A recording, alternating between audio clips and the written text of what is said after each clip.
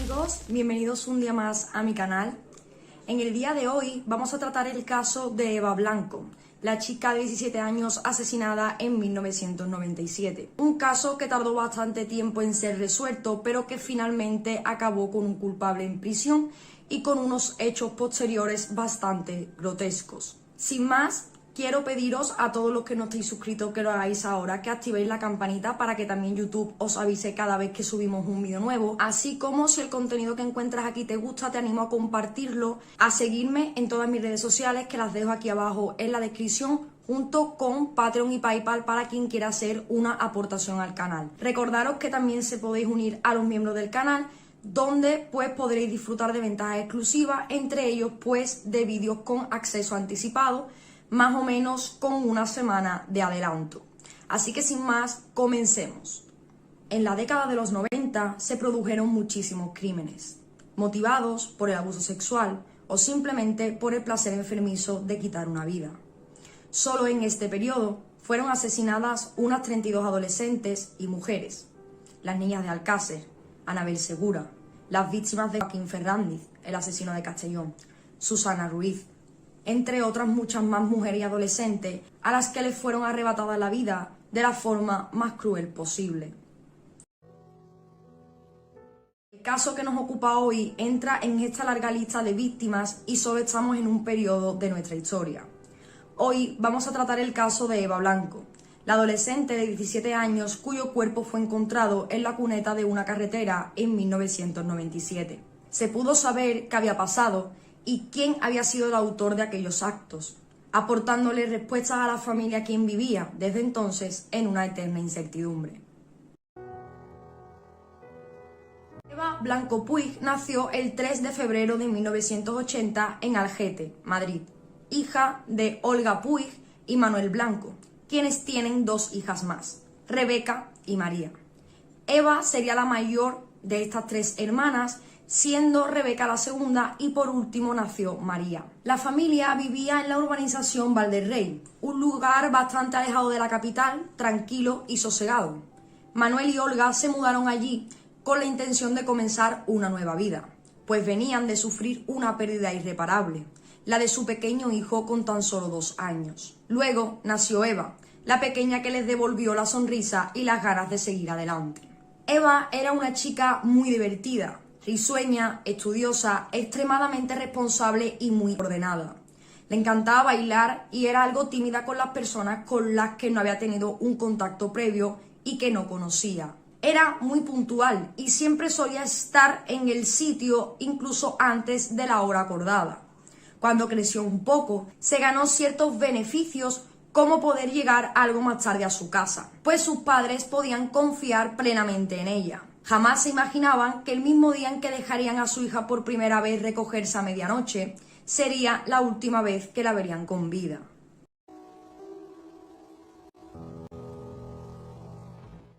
A las 7 de la tarde del 19 de abril de 1997, Eva salió de casa. Llevaba puesta una sudadera negra, unos pantalones pitillo, unas botas Salomon y una cazadora Bomber. Era la primera vez que podía recogerse a las 12 de la noche. Se sentía mayor, como una adolescente algo más adulta, y solo quería disfrutar de la noche, como siempre, desde la inocencia de una niña y la madurez y responsabilidad de una adulta, pues así era Eva. Había quedado con una amiga, Vanessa. Su novio Miguel, que vivía en un pueblo, concretamente en Fuente del Saz, no iba con ella, porque para ese momento estaban enfadados. De esta relación no eran conocedores sus padres. Las tres amigas se fueron juntas a la tienda de chuches llamada Verona, en la calle Limón Verde, donde estuvieron durante unas 2 horas. A las 10 menos cuarto fueron hacia las pistas de tenis situadas junto al colegio de la urbanización Valderrey, donde vivía Eva. Había botellón de calimocho y más amigos adolescentes para divertirse. A las 12 menos 10 de la noche se volvió a casa junto a su amiga Vanessa, que la acompañó hasta la glorieta Canto de la Virgen, a unos 800 metros de la casa de Eva, en la calle Carmen Conde. Al llegar, tenía pensado sacar a su perro Bud. Olga, la madre de la joven, estaba despierta esperando la llegada de su hija mayor. Está en la cocina, pendiente a la ventana para ver cuándo viene. Mira el reloj, aún quedan unos minutos para las 12. Pero dentro de Olga hay algo que la inquieta. La intuición de madre le dice algo, pero ella quiere estar tranquila. Aún no eran las 12, no había de qué preocuparse. Tan solo unos minutos después, ya en la fría y lluviosa madrugada del día 20 de abril, sobre las 12:05 o 10 de la noche, la madre de Eva decidió llamar a Vanessa, la amiga con la que su hija había salido esa tarde, y preguntarle por su hija, pues ésta no había regresado. Vanessa confirma haber dejado a su amiga cerca de casa. Dice que se pararon donde siempre, concretamente en una calle donde ellas solían despedirse, pues su amiga ya tenía que ir en otra dirección. No vieron nada raro, ningún coche ni pasó nada fuera de lo normal en el trayecto que hicieron juntas. Para Vanessa, Eva debería de haber llegado sin ningún problema y además hace rato. Esto hace saltar todas las alarmas y Olga sale con lo puesto a la calle para buscar a su hija, llamándola por la calle que se prolongaba hasta lo invisible en la oscuridad de la noche, con tan solo la tenue luz de las farolas alumbrando su camino. Su instinto de madre volvía a decirle algo. Esta vez la advertía. Algo malo podría haber pasado, pues después de buscar alrededor de su casa, por las calles y lugares por donde Eva podría regresar, no se veía a la joven. Su padre, Manuel, estuvo en coche buscando durante toda la noche por las carreteras de Madrid, con la esperanza que, por alguna remota razón, Eva hubiera utilizado alguno de estos caminos para volver a casa, ya que a veces solía cogerlo como atajo. Pero no vio a su hija, como tampoco a nadie que lo hubiera visto. También Manuel buscó en cunetas, contemplando la dura posibilidad de que quizás su hija hubiera sido atropellada de vuelta y estuviese malherida en alguna carretera. Tampoco tuvo éxito. Cabe destacar que los padres de Eva, Manuel y Olga acudieron a poner una denuncia de desaparición en comisaría, pero para aquel momento las denuncias de desaparición tardaban unas cuantas de horas, por no decir días, en ser tomadas, porque pues se creía que la persona podría estar fuera, que podía volver y ni siquiera se dejaba pues recoger los datos de la persona, poner una denuncia de forma oficial o comenzar a buscarla. Entonces, pues, que Olga y Manuel fueran a la comisaría quedó en saco roto porque no valió para absolutamente nada en ese momento. Fue a la mañana siguiente, es decir, el día 20 de abril de 1997, cuando se descubriría el trágico hallazgo. Un hombre que paseaba temprano por una carretera en construcción encontró el cadáver de Eva, con evidentes signos de violencia, a 7 kilómetros de su casa, junto a la cuneta de una carretera aún sin abrir, por eso que el terreno estuviese en construcción, en un paraje denominado Las Pesqueras, entre Algete y Cobeña, al norte de Madrid, cercano a una rotonda que lleva a varias direcciones de la capital. Estaba total y completamente vestida, con un brazo extendido hacia arriba y el otro bajo el cuerpo. Cuando llegó la policía y los investigadores a la zona, en la escena se pudo hallar una huella de un zapato, pero como había llovido mucho, prácticamente todas las pruebas y evidencias que se pudieran haber recogido desaparecieron casi de inmediato. Entre las uñas de la joven sí que se pudieron hallar unas fibras de color rojo. En sus muñecas tenía unos hematomas propios, quizás, de haber sido agarrada con gran fuerza, pero aún era temprano para sacar conclusiones, pues la autopsia revelaría datos que en la escena no fueron apreciados. Los agentes de la policía llegaron a la casa de la familia Blanco sobre la 1 de la tarde para darle la trágica noticia. En cuanto Olga, la madre de Eva, abrió la puerta y los vio, la cara de estos confirmaron el peor de sus presentimientos. ¿Eva está muerta?, le preguntó la mujer, a lo que no les quedó más que asentir, confirmando así la peor de las noticias que se le puede dar a unos padres. A partir de este momento, Olga cambió y se volvió mucho más estricta con sus dos hijas, Rebeca y María, quienes tendrían 14 y 11 años respectivamente para el momento de los hechos cuando perdieron a Eva. Para ella, su adolescencia y juventud fue un martirio lleno de prohibiciones. No podían salir, estar de noche en la calle, entre otras cosas. Ahora, siendo mujeres adultas y también madres, entienden y ven lógico el comportamiento sobreprotector de su madre, quien ante el miedo de perder a un tercer hijo no le quedó otra opción. Tanto ella como Manuel reconocen que se volvieron sumamente estrictos con ellas, riñéndoles en ocasiones sin motivo alguno, olvidando que eran adolescentes, jóvenes y niñas que simplemente querían divertirse y estaban creciendo. En un primer momento, y debido a que el cuerpo estaba completamente vestido, además tal y como salió de casa aquella tarde, se pensaba que Eva se pudo vestir sola. Llevaba unos pantalones pitillo, y para los agentes hubiera sido realmente complicado poner esta prenda a un cuerpo post-mortem.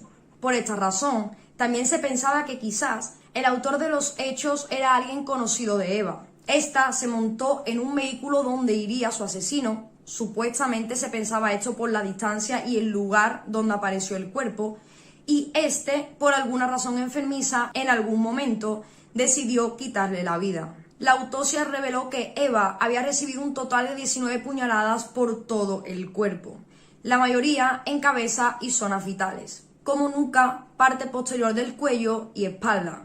Pero no fue ninguna de estas heridas, ninguna de estas puñaladas, las que realmente le causaron la muerte a la joven, pues al parecer todo esto desembocó en una gran pérdida de sangre, provocando que Eva muriese en torno a las 4 de la mañana. Si las heridas se produjeron por la espalda de la víctima, ¿estaba huyendo Eva cuando comenzaron a herirla? ¿Aprovechó el sujeto que Eva estaba dándole la espalda para quizás atacarla? El arma homicida había sido una navaja de entre 8 y 10 centímetros de largo y 1 de ancho. Esta no fue encontrada en la escena ni tampoco lo haría posteriormente. Se concluyó en el informe que Eva también había sido agredida sexualmente. Al parecer, la primera puñalada que recibió la joven habría sido en el costado, recibida mientras ella estaba sentada probablemente en un vehículo, y el resto después de que saliera e intentara correr cuesta arriba junto a la carretera, porque justamente donde se encontró el cuerpo, al ser una cuneta, estaba un poco más baja que la carretera y lo siguiente era como una especie de subida. Entonces, según esto, al recibir la primera puñalada, Eva saldría del coche y en el momento de subir, digamos, de la cuneta hacia arriba, fue cuando recibió el resto. Muchas de estas heridas, al parecer, habían sido posteriores al primer ataque. En su mayoría estaban situadas en la oreja y en la parte posterior de la cabeza. Estas fueron superficiales y se interpretaron como pasionales, mientras que la primera herida fue bastante profunda y pudo haber sido letal incluso en ausencia de las demás. Se refieren a la primera, a la que recibió en el costado. La joven también tenía un desgarro en sus partes íntimas y fueron encontrados fluidos de un varón en su boca, vagina y ropa interior. También se extrajo una fibra roja de la boca de la joven, que posteriormente fue identificada por el Centro de Documentación y Museo Textil de Terrassa como una fibra perteneciente a un tipo común de tapicería de automóviles, lo que confirmó que Blanco efectivamente había estado en el vehículo después de su desaparición, es decir, cuando su amiga ya la deja en esta calle para que Eva pues continúe hacia su casa. Se supone que en ese trayecto pues algún coche la recogió o ella en algún momento se subió al coche previo a ser asesinada.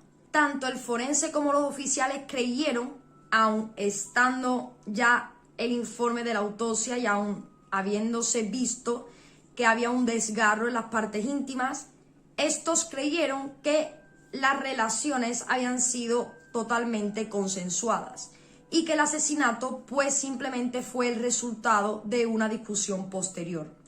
Esto quería decir para los agentes que la persona en cuestión era conocida de la joven o de su familia, que le transmitiese cierta confianza o que fuera de su entorno más cercano.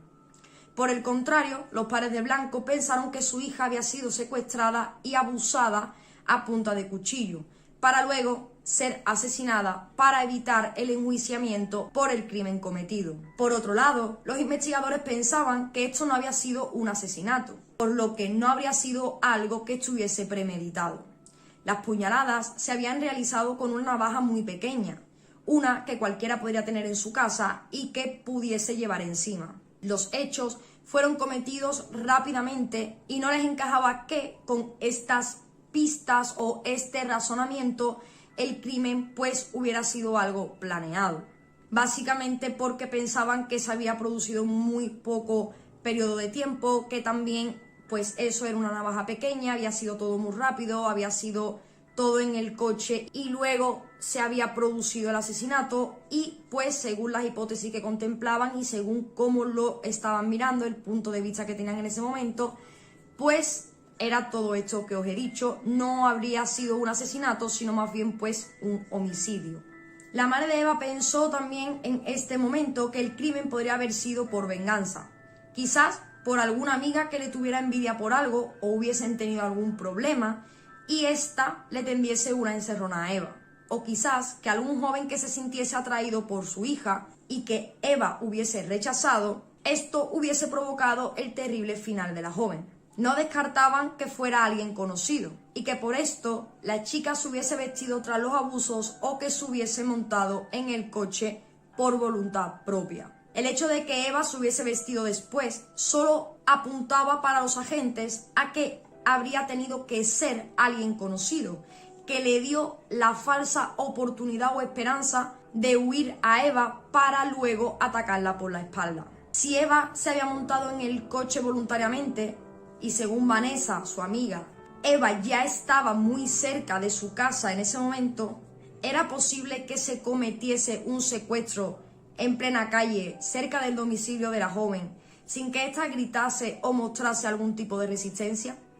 Tan solo tenía unos hematomas superficiales en las muñecas, que sí quería decir que quizás hubo una resistencia, pero no unas señales propias de un forcejeo, por lo que si se hubiese producido una resistencia por parte de la joven mayor, sí que se podrían encontrar quizás más signos pues de eso, de violencia, de que quizás hubiesen forcejeado y tuviesen más lesiones, más hematomas o cualquier cosa, pero esto no se pudo encontrar, por lo que en teoría se pensaba que Eva no se resistió demasiado o que no mostró resistencia. Esto hacía pensar a los investigadores pues que Eva se había montado de forma voluntaria, que no había sido amenazada y que también pues era alguien conocido y que por eso la joven accedió. Pero sí que es cierto que yo, conforme iba leyendo, me iban surgiendo mis teorías y mis opiniones y se me vino a la cabeza que quizás pudo ser alguien desconocido, como veremos más adelante, o si se diese nuevamente el caso, podría haber sido alguien conocido para la joven, pero que si la asaltó, digamos, amenazándola a punta de cuchillo o, digamos, que la joven obviamente no se lo esperaba, que quizás por el mismo miedo, por la situación, accedió pensando que, pues, obviamente no acabaría así. A lo que me quiero referir es que quizás esta persona la amenazó con un arma y la chica, pues, por miedo, accedió a las peticiones de este hombre. Uno de los principales contratiempos para los investigadores y también para la investigación de este caso fue que la noche del crimen llovió con mucha fuerza y por tanto todos los posibles vestigios del asesino fueron borrados por el agua. Pero no todos, pues como hemos dicho se pudieron encontrar fibras, algo de ADN de fluido del asesino, como pues ahora también en ese momento habían encontrado trozos de fibra también de color rojo que se acabaron analizando y estos concluyeron que eran pertenecientes a la tapicería de un Renault blanco. Además, la huella que se encuentra en la escena del crimen se determinó que el culpable calzaba unos mocasines de la talla 42 para el momento del crimen y que el vehículo que estaba utilizando habría sido un Renault de color claro tipo berlina. La Guardia Civil al principio, como tenía todas estas cositas, pensaba que el caso se cerraría tras una breve investigación. La teoría dominante era que una sola persona conocida por Eva se le acercó en un coche, le ofreció recogerla y llevarla a su casa, lo que la joven aceptó, y la llevó al sitio donde finalmente fue encontrada Eva. Un lugar conocido donde las parejas solían ir para intimar y tener relaciones.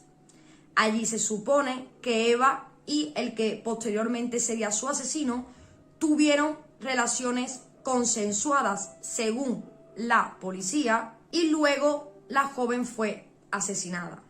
El primer sospechoso de haber cometido el crimen fue el exnovio de Eva, Miguel, un residente de Fuente del Saz que recientemente pues había roto con ella. Verdaderamente no es romper porque tampoco habían estado en sí, era la típica relación de 15 años adolescente que se tiene y además sumándole la distancia. Los chicos hablaban, se comunicaban de vez en cuando se veían, pero no era una relación de quedar todos los días, de verse todos los días, ni de tener tanto contacto, porque como estamos hablando, el chico era de otro pueblo, encima en 1997 no había los medios de comunicación que tenemos hoy, no había WhatsApp, no había mensajes, no había nada.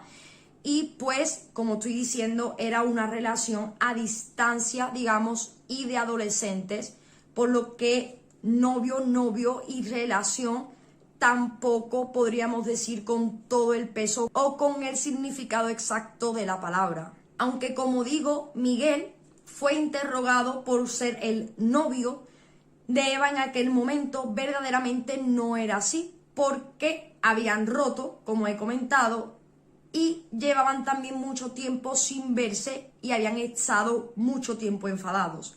Por lo que digamos que la relación se acabó prácticamente sin decir nada entre ambos y cogieron caminos distintos. Además, podríamos decir, como he comentado, que era la típica relación adolescente que a lo mejor ni siquiera se dicen que están juntos o que ya no lo están, simplemente que hablan mucho y se gustan y son novios y cuando no hablan pues ya pues no son novios. Quiero que quede claro esta parte del contexto. En el momento de los hechos, el novio real con el chico con el que Eva se solía ver y solía salir para ese momento, el que también era conocido por sus padres, pues Miguel no lo era, sus padres no sabían que Eva tenía esta relación, estaba con un chico llamado Sebastián Moreno en ese momento cuando Eva fue asesinada. Este chico era algo mayor que ella, 1 año o 2 mayor, y este chico pues solía ir a recogerla a su casa y también acercarla de regreso porque tenía moto y cuando no quería que se fuese sola pues la llevaba. El joven dice que donde fue encontrado el cuerpo de Eva era un camino que tanto la joven solía coger cuando iba sola como también en compañía de él cuando éste la llevaba de regreso a su casa, porque al parecer pues para cortar trayecto. Para los padres de Eva, que Sebas no estuviese esa noche con ella cuando siempre solía estarlo, los hacía desconfiar bastante del joven, que también fue interrogado, pero rápidamente tachado de la lista como autor de los hechos o como sospechoso porque este tenía una coartada y además era bastante sólida. El joven, ya un adulto, casado y padre, le comió la culpa durante muchos años por no haber estado con Eva aquella noche, no haberse visto con la joven y haberla dejado sola. Como homenaje a ella, le puso a una de sus hijas Eva.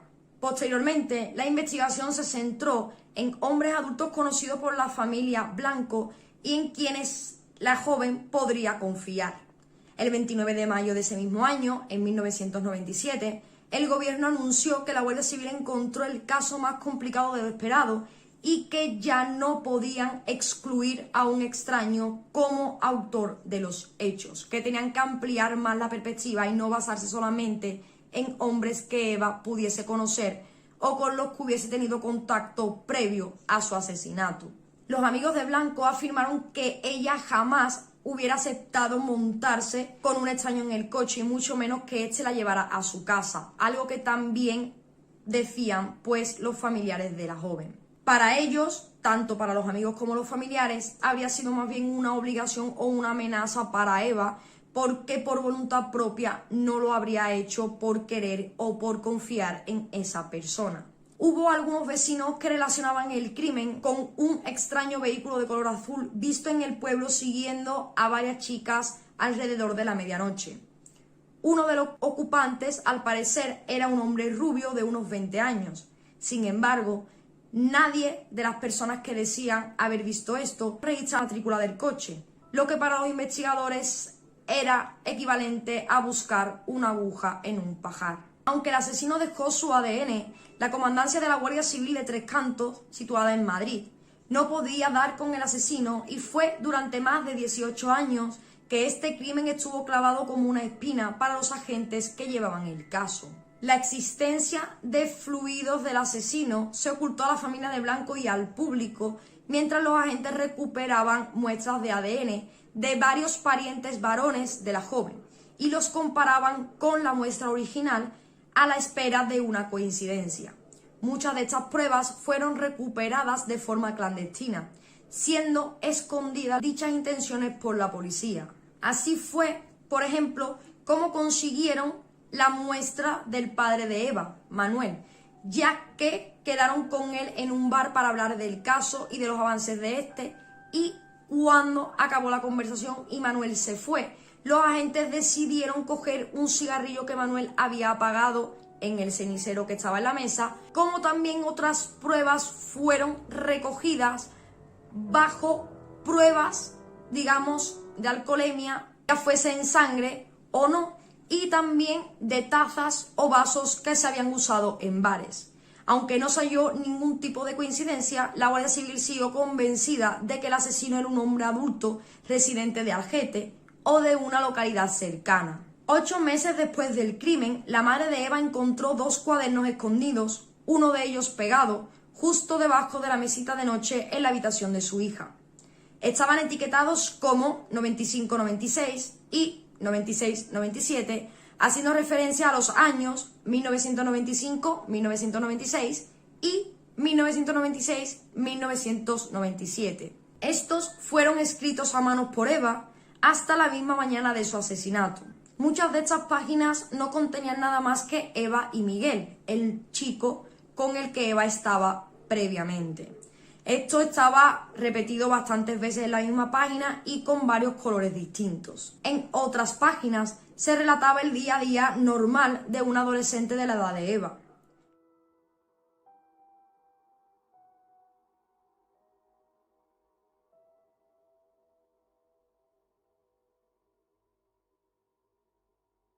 Lo que pasaba en el instituto, si había tenido alguna pelea, si le gustaba algún chico. Sin embargo, 2 páginas antes del final del último diario, digamos que 2 páginas antes de acabar el cuaderno, Eva y Miguel fueron reemplazados por Eva y 34-31-10.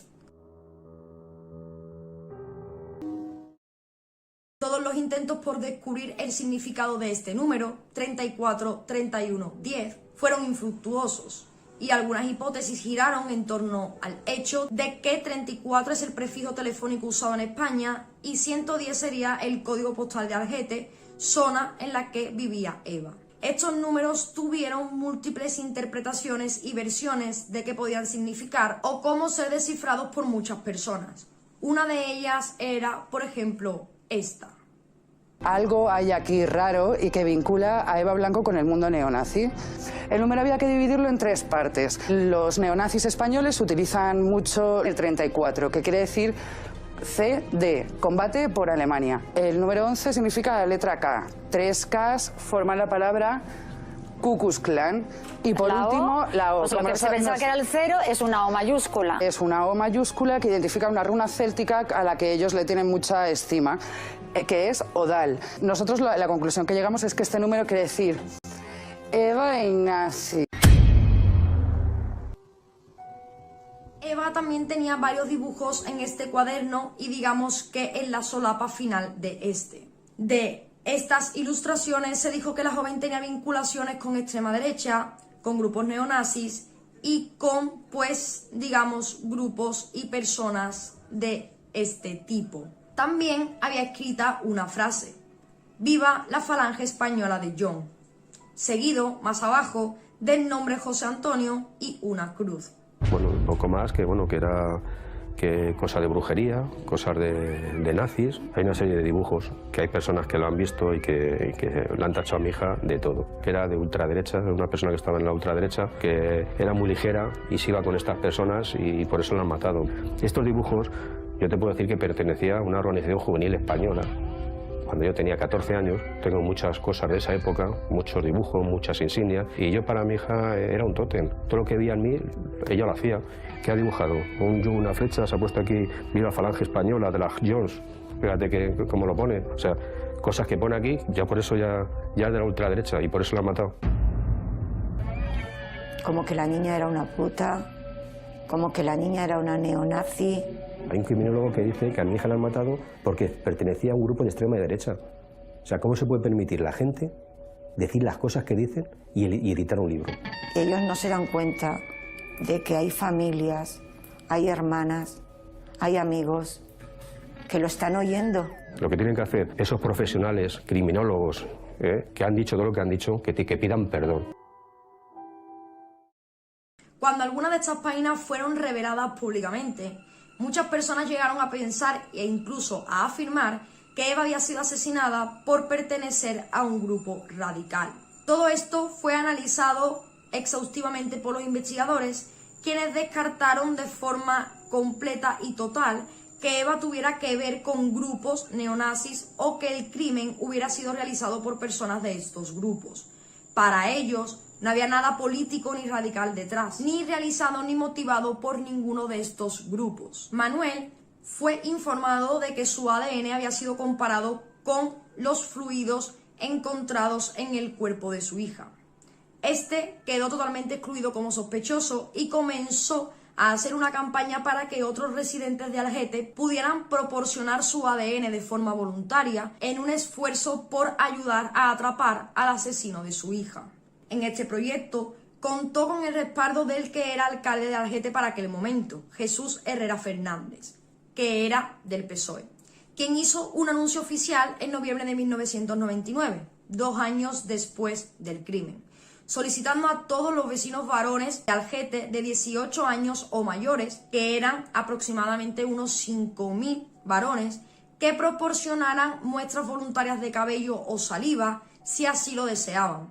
La propuesta fue rechazada de forma unánime por las organizaciones judiciales españolas, que consideraron esta propuesta como ingenua, desproporcionada, inútil y un posible estigma para los residentes de Algete que se negaran a proporcionar una muestra de ADN sin orden judicial y que también, pues, digamos, estaban en su derecho de no hacerlo. Básicamente decían que si, por ejemplo, alguien no se prestaba de forma voluntaria a dar su ADN, como que se le iba a señalar y se iba a pensar que esta persona podía tener que ver con el crimen, cuando verdaderamente estaba también en su derecho de negarse a someterse a estas pruebas o a esta recogida. Los jueces incluso llegaron a decir que esto se trataba de una chorrada demográfica propio de una sociedad primitiva, y para el magistrado Arturo Beltrán esto era pretender introducir la cultura de la sospecha, afirmando que de manera obvia el autor del crimen no se iba a presentar voluntariamente para dar su ADN. Sin embargo, el padre de Blanco recibió un total de 2.013 muestras de vecinos de Algete y localidades cercanas, y las depositó en el juzgado local hasta que se decidiera qué hacer con ellas. El juez de instrucción del caso solicitó un informe al fiscal general de Madrid sobre la viabilidad legal de dicha prueba. La respuesta, emitida el 30 de marzo del 2000, fue que las pruebas solo deberían realizarse en muestras de personas que pudieran considerar sospechosas según la investigación y no en todos los voluntarios. Solo se pudieron analizar entonces un total de 45 muestras de personas, incluidos 12 familiares de Blanco por parte de su padre, 6 por parte de su madre, sus absolutorios y cualquier persona con antecedentes penales, con especial atención en casos de conducta sex inapropiada y violencia con cuchillo. Para Olga, la madre, el no saber quién era el responsable de haber perdido a su hija podía con ella y la atormentaba. Hacía que mirase mal a todo el hombre que se cruzaba en su camino, actitud que era corregida por sus amigas porque, ya fuese en un bar, en un supermercado, en medio de la calle, no podía evitar echar una mala mirada o desconfiar de todos los hombres que había a su alrededor. En 2007, 30 agentes que habían trabajado en el caso solicitaron información sobre casos similares a otras oficinas de aplicación de la ley, incluidas la Ertzaintza y el FBI. Un especialista de la Universidad de Santiago de Compostela reexaminó las pruebas de ADN y concluyó que pertenecía a un hombre que no era de ascendencia europea. pero nada más. Aún así, esto era un claro avance, aunque para este momento no lo pareciera. En 2013, el número de personas investigadas había aumentado a 1.503 y se habían analizado el ADN de 208 hombres de Algete y otras localidades, incluidos delincuentes que se encontraban en libertad condicional en el momento del asesinato de la joven. Un nuevo juez de instrucción permitió la apertura y verificación de las 2.013 muestras recogidas que habían sido entregadas en el año 1999, pero no permitió el análisis de todas las muestras. Esta investigación costó aproximadamente unos 100 millones de pesetas. Pasaron 6 largos años donde los agentes no perdieron las esperanzas de capturar al asesino de Eva. Planteaban una hipótesis tras otra, pero lamentablemente todas eran descartadas por alguna u otra razón. El 26 de abril de 2013, el programa Equipo de Investigación de La Sexta emitió un programa sobre el caso con el título Eva, expediente abierto. En él se recapituló la evidencia conocida e incluyó entrevistas con los padres, amigos, maestros, así como con los oficiales e investigadores que trabajaron en el caso y para ese momento trabajaban en el caso de Eva. También aparecía Vicente Garrido Genovés, psicólogo y criminólogo que ganó bastante notoriedad cuando ayudó a identificar a Joaquín Ferrandiz, ya que para el momento en el que Joaquín cometió todos sus crímenes, no se tenía en cuenta aquí en España lo que sería la perfilación criminal, el profiling que le llaman, como tampoco pues la psicología del criminal a la hora de cometer el crimen o a la hora de llevar su vida y cómo podría ser. Entonces la ayuda de Vicente para el caso de Joaquín, que la verdad que fue bastante necesaria, bastante buena, y gracias a él también pues se pudo resolver este caso, pues se empezó a tener más en cuenta la psicología del asesino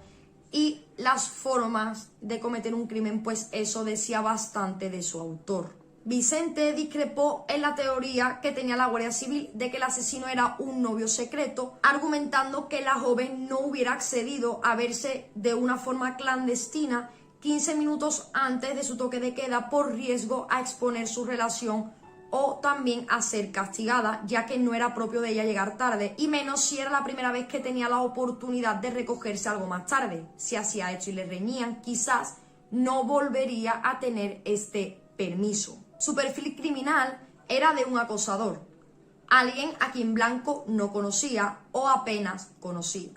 La falta de heridas defensivas podría explicarse porque la víctima fue amenazada antes de acceder a tener relaciones. El criminal sería de poca inteligencia, sin educación, con una profesión poco calificada y emocionalmente inmaduro, ya que buscaba mantener relaciones con un adolescente más que con una mujer de edad más cercana a la suya. Probablemente no tenía familia porque ésta se habría dado cuenta de que iba a llegar tarde o de que llegó tarde y le habrían preguntado al respecto. También era posible que continuara su carrera criminal en otros lugares de España y que hubiera estado o estuviera en prisión por otros delitos. Después de la emisión de este programa, una mujer informó a las autoridades que había visto a un hombre sospechoso en el lugar donde la joven fue asesinada el mismo día, cerca de las 8 de la mañana del 20 de abril.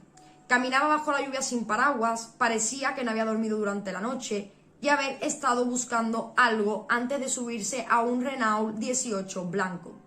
La Guardia Civil consideró fiable este testimonio, en parte porque según otros testigos habían denunciado ya un Renault 18 a lo largo de los años y era un modelo compatible con las fibras recuperadas del cuerpo de la joven. A mí lo que sí me resultaba curioso de este testimonio es que para ese momento en el documental no se podían dar tampoco grandes datos, simplemente lo que yo he narrado, las fibras, donde se encontró el cuerpo, las lesiones y poco más, porque no se tenía ADN, no se tenía perfil de la persona físicamente, psicológicamente, nada.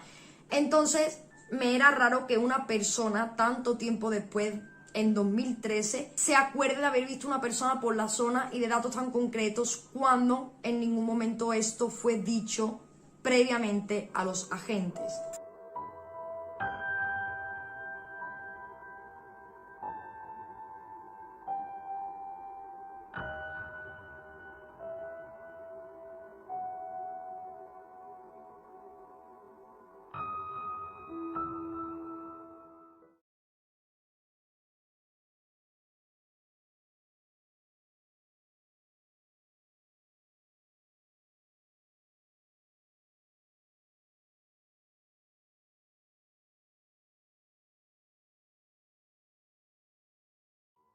Fue el 28 de octubre de 2013 cuando la Guardia Civil publicó un retrato robot realizado en colaboración con la Nueva Testigo. El sospechoso para este momento sería un hombre de entre 35 y 40 años en 1997, medía entre 1,70 y 1,80, era corpulento, entre 1,75 y 80 kilos, con cabello castaño corto, puntiagudo, cara cuadrada y endurecida, ojos oscuros y hundidos, y vestía una camisa blanca y un suéter con cuello de pico.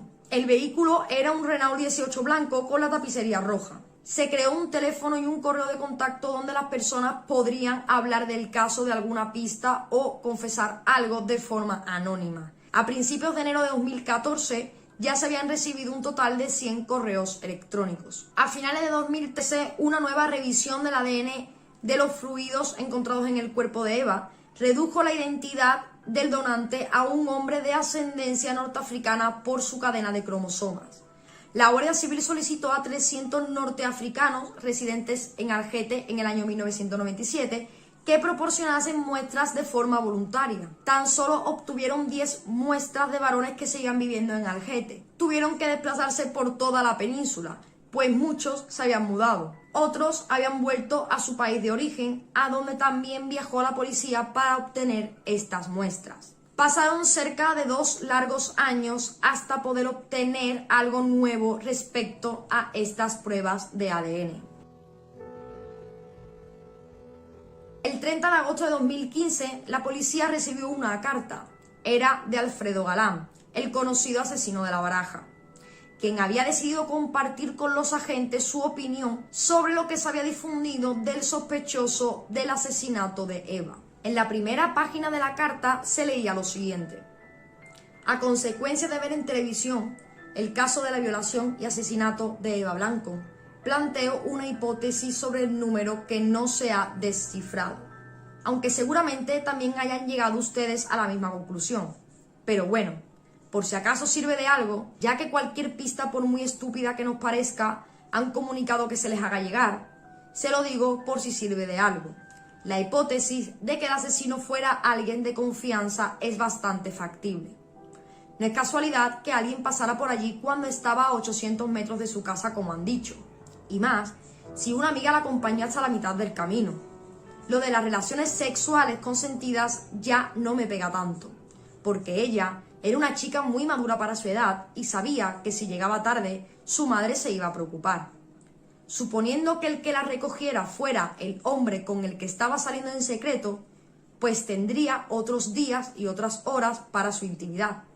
Sea como fuera, fue amenazada con algo terrible para que ella se desnudara y se vistiera sola, como hacer daño a sus hermanas o padres. Por el trágico desenlace de la situación, él se vería humillado por algo que ocurrió dentro del coche, o simplemente la mató para que no hablara.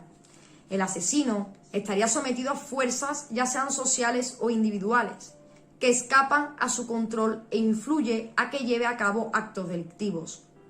Nunca podemos estar seguros que nuestras teorías puedan ser verdaderas, pero si nuestras teorías son refutadas, es porque se ha tocado una parte de la realidad, el conocimiento.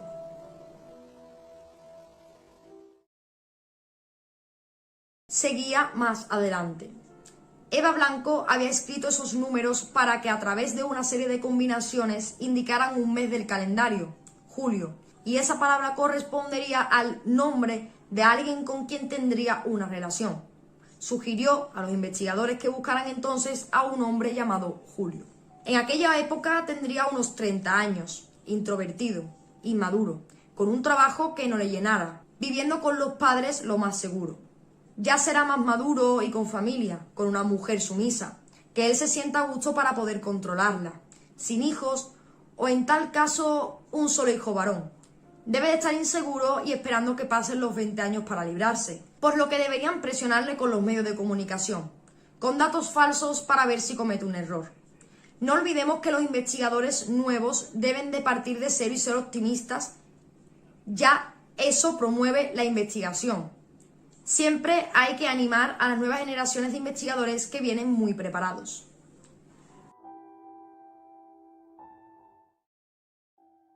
Fue más avanzado el año 2015 cuando dieron con un varón norteafricano de las características que estaban buscando y lo citaron en la Nacional 1 de Madrid para tomarle una muestra de ADN.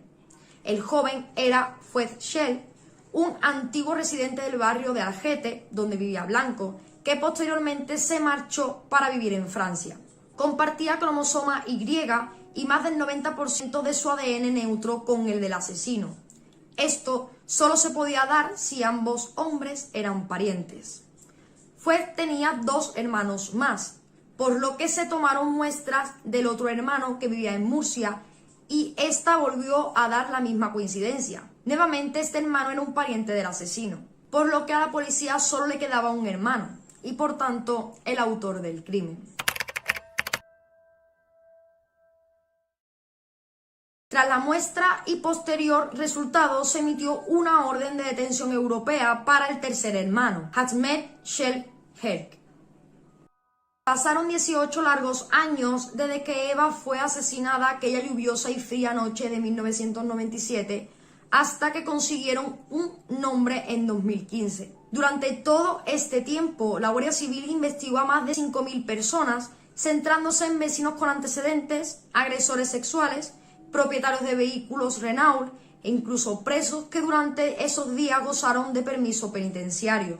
También se reconstruyó toda la vida de Eva en esos últimos años. Se analizó su vida en profundidad, sus amistades, sus pensamientos, su personalidad, su forma de relacionarse con sus amigos, sus gustos, pero no obtuvieron ningún resultado relevante que los llevara hasta su asesino. Finalmente, el 1 de octubre de 2015, Ahmed Shell fue detenido fuera de su lugar de trabajo en Besançon, ciudad y comuna francesa situada en el este del país, en el departamento de Doubs y región de Borgoña Franco-Condado, durante una operación conjunta entre la Guardia Civil y la Gendarmería francesa.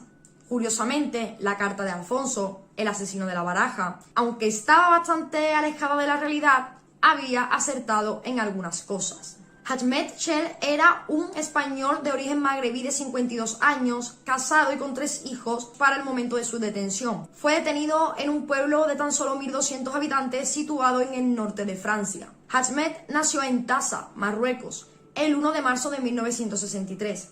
Se casó en Madrid en el año 1989 con una española de 20 años, llamada Encarnación Cantos, y se convirtió en ciudadano español en la década de los 90.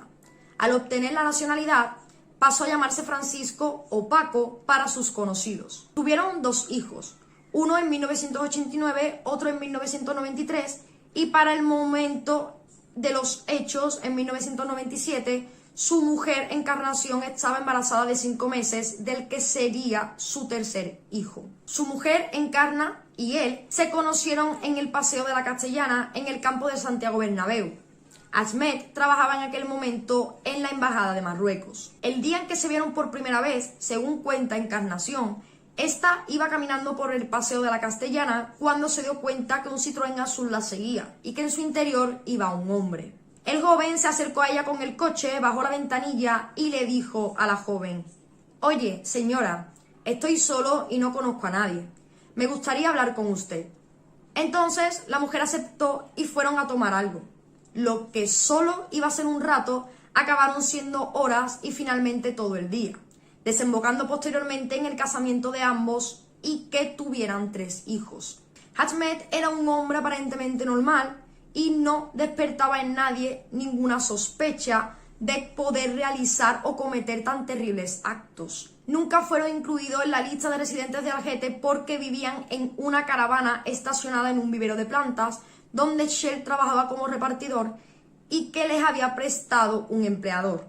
La residencia de Shell se encontraba tan solo a 4 kilómetros del lugar del crimen, concretamente en Paracuellos del Jarama, en la carretera de Fuente del Saz.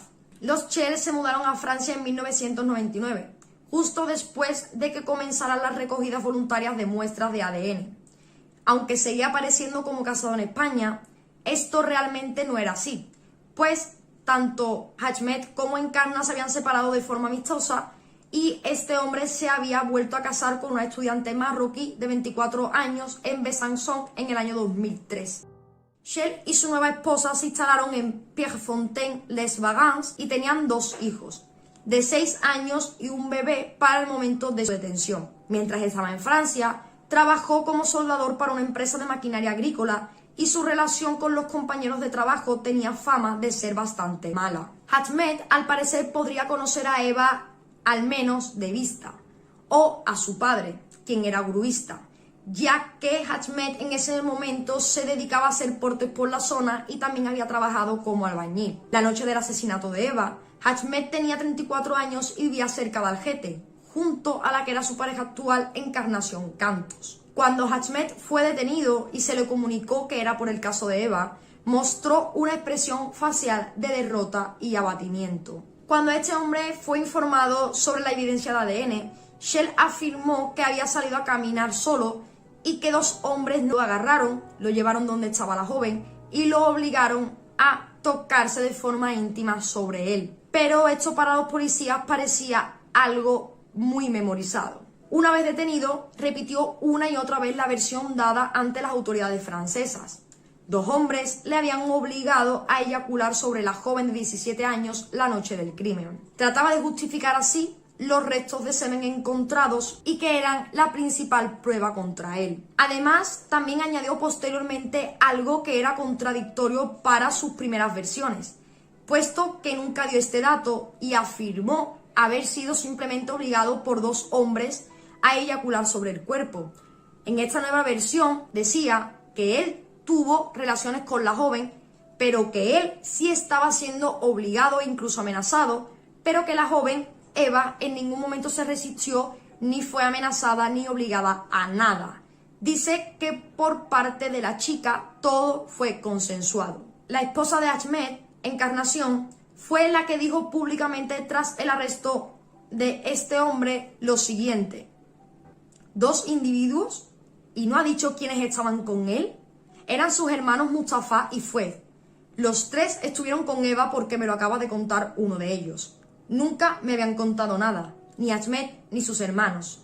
Los 3 solían salir juntos por la noche los fines de semana en Algete y alrededores. Según, al parecer, uno de los hermanos de Ahmed le dijo a Encarnación, la noche del asesinato de Eva estuvieron los 3 hermanos en una discoteca.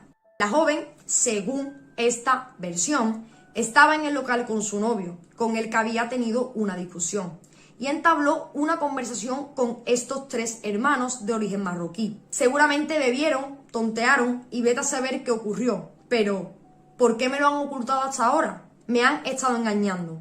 Lo que pasó a esa chica es un cerdo quien le hizo eso. Ahora lloro mucho por ella. La mujer cuenta, según siempre, la versión que le ha transmitido el hermano de Ahmed, que los 3 salieron de la discoteca con Eva, pero que después la dejaron en el mismo local sobre las 11 de la noche. Añade Encarnación que, hasta donde ella sabe, ni la policía ni la Guardia Civil había hablado nunca con los hermanos ni tampoco con Ahmed. Conmigo tampoco, nunca. Solo ustedes se han puesto en contacto conmigo. Estuvimos mi hija Sara y yo en el centro de detención y no nos dejaron hablar con él. Mi hija, como mi hijo, lloraron por no saber nada. Quiero ayudarle, es el padre de mis hijos. Afirmó también que su exmarido, Ahmed, se ponía muy agresivo cuando bebía. Todo esto, o gran parte de su testimonio, fue posteriormente desmentido por Encarnación en un documental sobre el caso, realizado por un detective privado. Aquí, la mujer decía que la noche en que sucedió el crimen, su marido llegó de trabajar a la caravana y que todo era normal. Ni llegó manchado de barro, ni mojado, mucho menos con manchas de sangre. Añade, literalmente, ojalá los muertos pudieran hablar. Yo sé mucho y no voy a responderte a ti ni a nadie, porque los padres tampoco dicen la verdad. Según contaba en esta ocasión Encarna, decía que Eva estaba en la plaza del pueblo con unos amigos bebiendo, pero que el asesino de la joven ya estaba en el lugar, o si no, cerca de su entorno.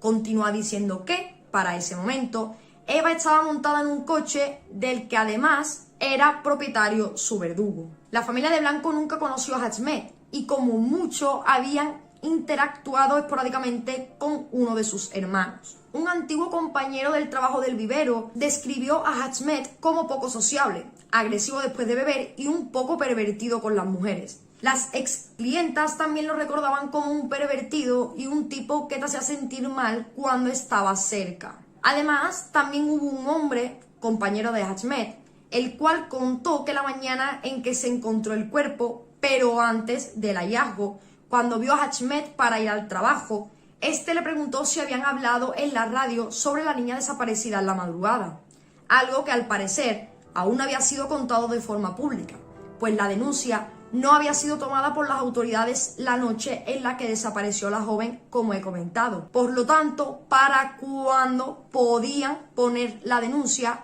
el cuerpo ya había sido encontrado. El 5 de octubre de 2015, Ahmed intentó sin éxito cortarse la vena yugular con un vaso de cristal en su celda. Un preso incluso intentó obtener una confesión de Ahmed estando en prisión, pero no obtuvo nada nuevo. Este seguía manteniendo su inocencia. Se creía su propia mentira. Podría ser verdad que él no tuviera nada que ver con el crimen, al menos como autor. El 9 de octubre, Shell aterrizó en la base aérea de Torrejón bajo la custodia de la Guardia Civil. Los padres recibían la noticia de que habían detenido al asesino de Eva. Quien se lo comunicó fue el jefe de la investigación, quien estaba sumamente involucrado en el caso y había establecido una gran relación y un gran vínculo con los padres de Eva, así como con sus hermanas. Cosa que también le pasó al resto de los agentes. La resolución del caso se produjo, además, 18 meses antes de la prescripción de este, ya que iban a cumplirse 20 años de los hechos, cerrándose así la operación Pandilla, gracias y en colaboración a las autoridades francesas. Este, durante mucho tiempo, había sido un crimen imposible de resolver para los investigadores y agentes que estaban al frente. Varios de los encargados de la investigación, los que estaban en España, pues muchos estaban en Francia, acudieron incluso a la casa de la familia Blanco para comunicárselo personalmente. Estábamos esperando este día desde hace 18 años. Hoy he llorado con los agentes cuando me han dicho que habían detenido al asesino de mi hija. Hemos cerrado un capítulo muy doloroso de nuestras vidas. A partir de ahora nos queda empezar a vivir. Manuel Blanco, padre de Eva. Llaman al timbre y abrimos la puerta. Y están toda la Guardia Civil, todo el grupo de homicidios está en la puerta. Ya nos abrió Manuel, nos vio a todo el grupo y ya en el salón, pues yo siempre lo he dicho, que prácticamente no pude articular palabras, no me salieron palabras. Ayer cuando nos lo dijeron no lo creíamos, no lo creíamos porque parecía mentira que llegara este día. Mi corazón palpitó lo que en mi vida había palpitado. Lo único que le pregunté, si de verdad era ese hombre el que habían cogido, que me lo confirmaran, que no quería que dijeran es el asesino de Eva y dentro de 3 o 4 días no era. Yo entré en el salón y me encontré con toda la Guardia Civil ahí en el salón, a mi madre llorando, y yo ya dije, ya está, o sea que ya la han encontrado. Una madre de superar año tras año, chasco tras chasco, no encontrar esa alegría, nada más que las alegrías en ese momento de sus nietos, pues para mí ese es la imagen de...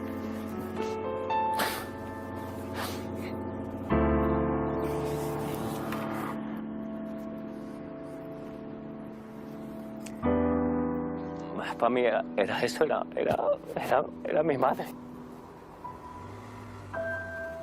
En la audiencia preliminar el 13 de octubre, Ahmed negó hacer alguna declaración, pero aceptó dar una muestra de ADN, siguiendo el consejo de su abogado en ambos casos. Fue acusado formalmente de asesinato, violación y detención ilegal y fue recluido en la prisión de Soto del Real a espera de juicio, luego de que se le negara la solicitud a su abogado para que lo liberaran hasta que llegaran los resultados de ADN.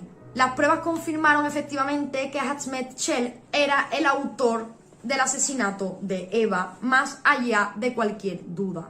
El 19 de octubre, la defensa de Ahmed solicitó sin éxito la liberación en espera de juicio. Su abogado argumentó que no había evidencia que vinculase a su cliente con el crimen, además del ADN, que la hipótesis que funcionó durante los últimos 18 años por parte de la policía era que Blanco había subido voluntariamente al coche de un adulto que ella conocía y que había consentido mantener relaciones sexuales antes de ser asesinada, según la investigación. No tenía sentido acusar a Ahmed de violación o creer que Blanco habría accedido a subir de forma voluntaria al automóvil de un extraño.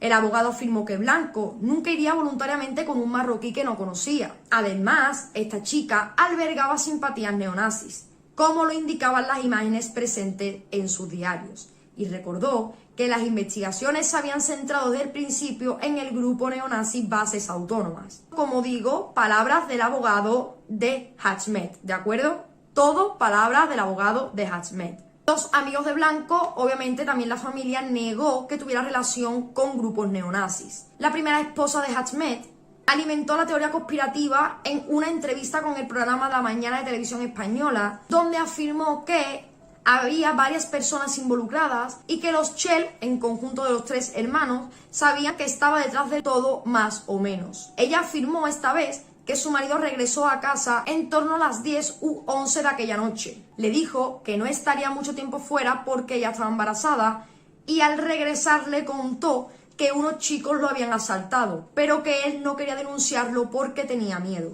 Otra versión totalmente distinta a la dada, tanto en el momento del arresto como posteriormente en la entrevista que hemos hablado antes y posteriores declaraciones. El 8 de enero de 2016, un equipo de psiquiatras y psicólogos de la prisión apoyó el levantamiento de las medidas contra el suicidio impuestas a Hachmet, desde su arresto por el incidente que hemos narrado que intentó cortarse el cuello. En teoría, este levantamiento de las medidas fue sin pedir permiso a ninguna autoridad superior, como él mismo había solicitado repetidamente. En la siguiente audiencia, el 15 de enero, Hachmet afirmó que 2 personas lo metieron a la fuerza en un automóvil y lo amenazaron con una navaja para hacerlo eyacular sobre Blanco, que estaba viva dentro del vehículo. Insistió en que nunca hubo penetración, pero cuando se le preguntó por qué se encontraba su fluido dentro del cuerpo, no pudo responder. Si la captura de este hombre, tanto para los medios como para la familia, fue una gran sorpresa, básicamente por todo el tiempo que había transcurrido desde el crimen hasta su arresto, más inesperada fue la noticia del suicidio de Hachmet, quien fue hallado sin vida ahorcado con los cordones de sus zapatillas en la ducha de su celda, el 29 de enero de 2016, en la prisión de Alcalá Meco. Fue un periodista quien avisó a los padres de Eva del suicidio de este hombre. Había estado bajo el protocolo, pero como he dicho, se le levantó porque al parecer tenía informes psicológicos favorables. Me enteré por la prensa y aún no me lo creo. Quizá se podría haber evitado. Para la juez ha tenido que ser tan frustrante como para nosotros, añadía Olga. Precisamente la magistrada Marta Gala pidió también a la cárcel que le dé cuenta del cumplimiento del protocolo de prevención de suicidio, cuya aplicación acordó este mismo juzgado en el auto de prisión provisional de Hachmet el 9 de octubre de 2015. Básicamente nadie había dado permiso para levantar este protocolo ni estas medidas. Ahora ya cerrarán el caso de Eva. Se ha ido sin que le hayan juzgado, sin que haya cumplido condena, aunque él mismo se ha encargado de juzgarse. Él solo se ha condenado. Ahora está donde tiene que estar. A nosotros no nos hacen falta más pruebas, indicaba Manuel, que consideraba que la decisión del marroquí de acabar con su vida era la mayor demostración de culpabilidad. Al igual que, por ejemplo, en el crimen de Asunta, no tiene sentido defender tu inocencia quitándote la vida, sino más bien luchando todo lo posible porque esto sea demostrado y quede claro. Yo sé cómo era mi hija, el pueblo sabía cómo era Eva, y por eso necesitábamos que se le hubiera hecho un juicio, insistía Olga. Sé que en él lo íbamos a pasar mal, porque tendríamos que oír cosas que no son normales, pero me hubiera gustado mirarle a la cara, que viera mi dolor. Queríamos que el juez dijera de una vez por todas culpable, aunque luego saliera a los 3 años de la cárcel por buen comportamiento. Yo solo quería oír que él era culpable, insistía su padre. Para el abogado de Hachmet, su cliente no llegó a ser acusado formalmente y por tanto no fue señalado ni acusado de ser autor de nada, ya que este tampoco se declaró culpable de los hechos y lo único que había en contra de él era la prueba de ADN. Por tanto, para el abogado, repito, Hachmet era totalmente inocente y se quitó la vida debido a no encontrar manera posible de demostrar su inocencia. Para la familia de Eva, esto no era más que una señal, incluso más clara que el ADN, de que Hachmet era el autor del asesinato de su hija. Su madre, Olga, estuvo durante muchos años colocando regalos de Navidad bajo el árbol, para Eva, a sabiendas que nadie cogería estos regalos ni vería a nadie disfrutar de ellos. Esto le causaba mucho dolor y era todo un martirio, por lo que acabó dejando esta costumbre atrás. Así acabó todo. La angustia e impotencia que durante tantos años interrumpió el sueño y la vida de los padres de Eva, en parte cesó. Por lo menos, así sabemos que nunca nos vamos a cruzar con el asesino de Eva por la calle, si se le diera un permiso penitenciario, ni verle más la cara. Dice Manuel con cierta resignación. Ahora sí que está en una cárcel de la que nunca podrá salir.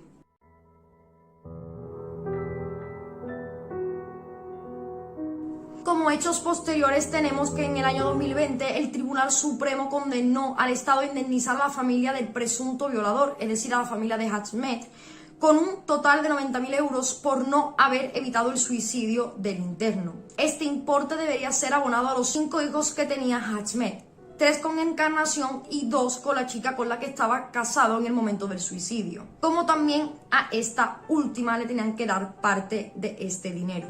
Según el magistrado, porque la muerte de este podría haberse evitado si no hubiera sido retirado el protocolo antisuicidios. A la fecha en la que esto es grabado, fecha 6 de diciembre, no he podido saber si la demanda ha sido aceptada y recibida o si por el contrario esto no ha ocurrido. Hasta aquí serían todos los detalles del caso Eva Blanco, un caso que me ha tardado bastante tiempo en recopilar la información, más que nada por cómo sucedió todo, el tiempo en que la investigación estuvo abierta y los datos que había. Sé que me lo recomendasteis hace bastante tiempo este caso, pero como tenía que acabar otros que ya tenía más avanzados y demás, no ha sido hasta finales de noviembre más o menos que lo he podido acabar. Pues como digo, voy con 2 o 3 vídeos de adelanto para la fecha en la que he subido. Quizás esto se ha subido el 18 de diciembre, por poner un día, pero ha sido grabado bastantes semanas antes. Entonces, no sé si para finales de 2022, que no creo, habrá noticias respecto a esta demanda, o en el año 2023, pero para el momento en el que estamos, a finales de 2022, no hay noticias, al menos de forma pública, sobre esta demanda.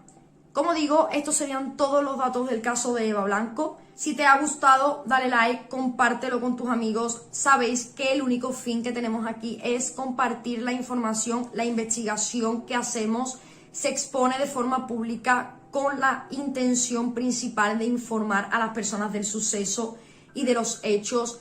Obviamente no hace falta decirlo en todos los vídeos, pero de vez en cuando me gusta recalcarlo.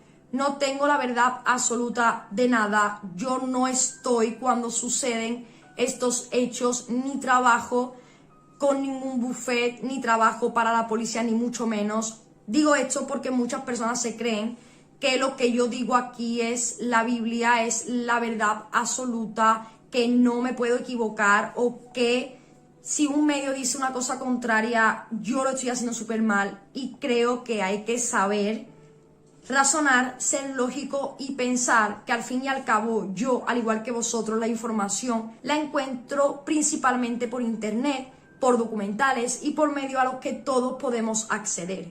Distinto es que conozca a según qué persona en según qué ámbito y me pueda echar una mano con algunos detalles o a encontrar alguna información precisa, pero ya os digo, os garantizo y os juro que básicamente todo está sacado de internet. Así que quiero volver a repetir que si hay algún dato erróneo en internet, el dato erróneo también lo voy a dar yo, si no hay forma de comprobar. Por ejemplo, para poner un ejemplo pequeño y claro, ha habido en casos donde la distancia, por ejemplo, de donde aparece el cuerpo o cualquier mínima cosa, hay 300.000 versiones distintas. Y yo, al fin y al cabo, lo único que puedo hacer es, pues, buscar qué versión de esto o qué declaración ante esto se repite más veces para ver cuál es la que tiene posibilidad de ser más veraz. Si no puede ser así, muchas veces viendo documentales o leyendo en páginas algo más escondidas, se puede encontrar ese dato. Si no, nos vale, o a mí por lo menos me vale, el contexto. Otro ejemplo sería En este caso, había en páginas donde decía que Eva había nacido en 1981 y páginas donde decía que Eva había nacido en 1980. De la misma forma, había páginas que decían que Eva tenía 17 años para el momento de su asesinato y otras fuentes que decían que la chica tenía 16. Yo lo único que puedo hacer es buscar la fecha del nacimiento en todas las páginas posibles, buscar en documentales, buscar en los libros los que tengan a mi alcance, porque obviamente eso es una de las cosas bastante difíciles de encontrar en estos casos, la fecha concreta de nacimiento, porque no siempre se suele dar. ¿Qué es lo que ocurre? Pues la única forma en que pude verificar en qué año nació y por ende qué edad tenía era viéndome documentales donde aparecían los padres, hasta que en uno de ellos escuché a su madre decir que tenía 17 años cuando fue asesinada. Entonces, por ende, yo saco la conclusión que para tener 17 años en 1997 tendría que haber nacido en el año 1980. Quiero referirme a esto, que por mucho que yo verifique los datos y por muchas horas que yo esté verificando datos, hay algunos que no se pueden verificar, que no se encuentra una manera veraz de verificarlos, de saber exactamente cómo fueron. Entonces solo me queda tirar de la información que hay en internet. Sé que muchas personas no pensáis así y sé que muchas personas sois conscientes del trabajo que hay detrás y sois razonables en cuanto a cómo se consigue la información.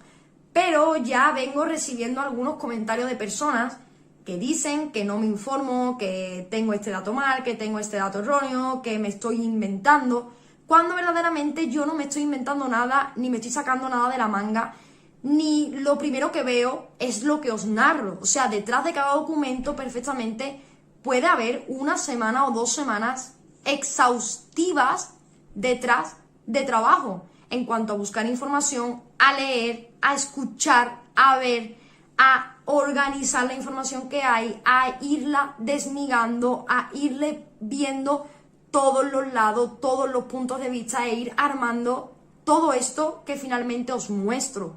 Entonces, quiero que esto quede claro porque, de cierta manera, pienso que si una persona no es capaz de darse cuenta que los medios que tenemos algunos youtubers o la mayoría de nosotros es internet básicamente y generalmente, al igual que todos vosotros, creo que hay que ser consciente y no ir diciéndole a todo el mundo esto te lo has inventado o esto no es así, porque sí se me puede echar en cara que quizás tengo un dato erróneo, que quizás he podido meter la pata en algo, pero como digo, al fin y al cabo no es algo que yo me esté inventando o algo que estando aquí el dato yo esté diciendo otra cosa distinta, sino que al fin y al cabo todo lo que digo está comprobado, está verificado dentro de todos los medios y posibilidades que tengo a mi alcance. Así que, dejando esto claro, que era algo que quería decir, también me gustaría daros las gracias a todos por el apoyo que estoy recibiendo, por cómo está creciendo el canal en estos días y en estas semanas y pues por todo el amor que estáis dando. Igual que digo una cosa, también tengo que decir la otra.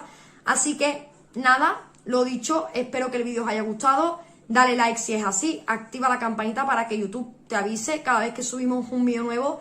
Así como si te apetece puedes unirte para ser miembro del canal o apoyarlo haciendo una donación de Patreon o PayPal, que aquí abajo te dejo los enlaces en la descripción. También todos los links de donde me he basado para coger la información de las fuentes, os dejo la bibliografía aquí abajo también. Y creo que sin nada más que añadir, toca despedirme y nos vemos el viernes que viene.